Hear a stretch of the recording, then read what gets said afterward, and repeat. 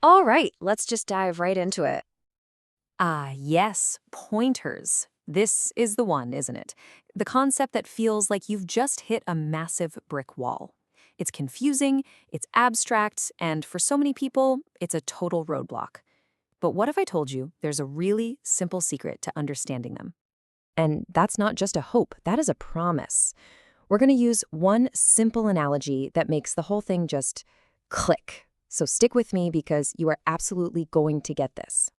So, what is this big secret? Well, the good news is it isn't buried in some super complex computer science theory. Nope.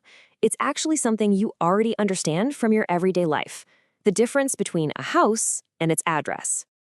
Okay, let's break this down. A variable, any piece of data in your code. Think of that as a house. It's a container, right? It stores your stuff. Now, a pointer? A pointer is not the house. It's not even a brick from the house. It's just a little piece of paper with the house's address written on it. Seriously, that's it. That is the entire secret. So let's make this a bit more real. Say we have a line of code, int score equals 100. In our little analogy, what we've just done is built a house.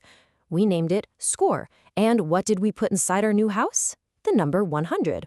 Simple, right? The variable is the house, and the value is the stuff inside. You know how every house on a street needs a unique address so your pizza delivery doesn't get lost? Well, a computer's memory, its RAM, is exactly the same.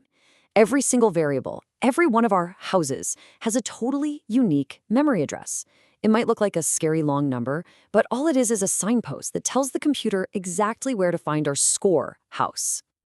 All right, so we've got our house. We know it has an address somewhere out there. But how do we actually, find out what that address is? For that, we need to open up our pointer toolkit and grab our first tool. The big question then is how?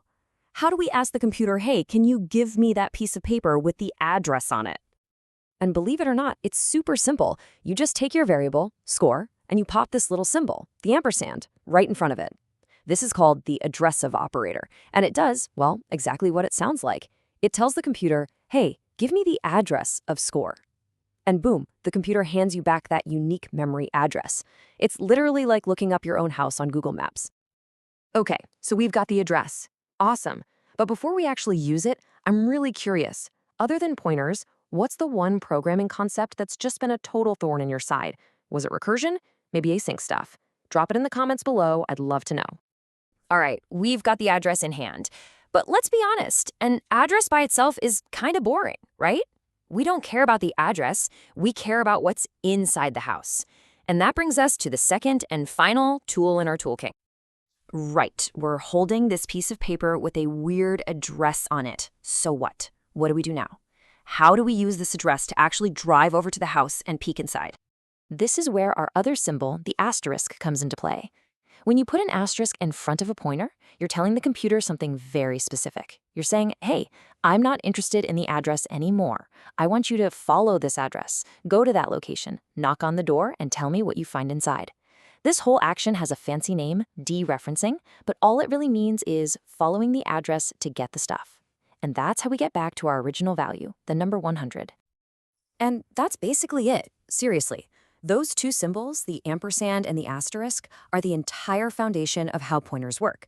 So let's just put it all together one last time to really make it stick.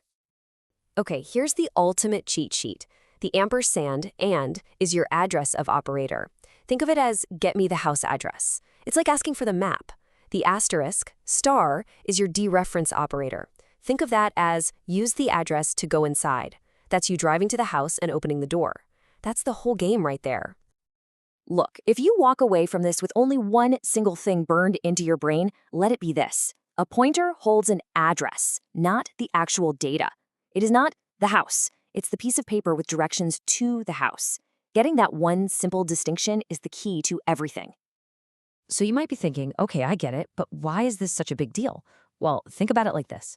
If you want to tell a friend where a party is, are you going to put the entire house on a flatbed truck and drive it over to them? Of course not. You're just going to text them the address. Pointers are that text message. They are an incredibly efficient way to pass around huge amounts of information without having to copy everything. This gives you direct control over memory, and it's the foundation for all sorts of powerful dynamic data structures. It's not just some tricky concept to make your life harder. It's a genuine programming superpower. And there you go. Pointers demystified. They're not this scary roadblock anymore, are they? They're just a house and an address. If this finally made things click for you, do me a favor and hit that subscribe button. We do lots more explainers just like this, making really complex stuff feel simple. So now that you know how to find the address, what are you going to build?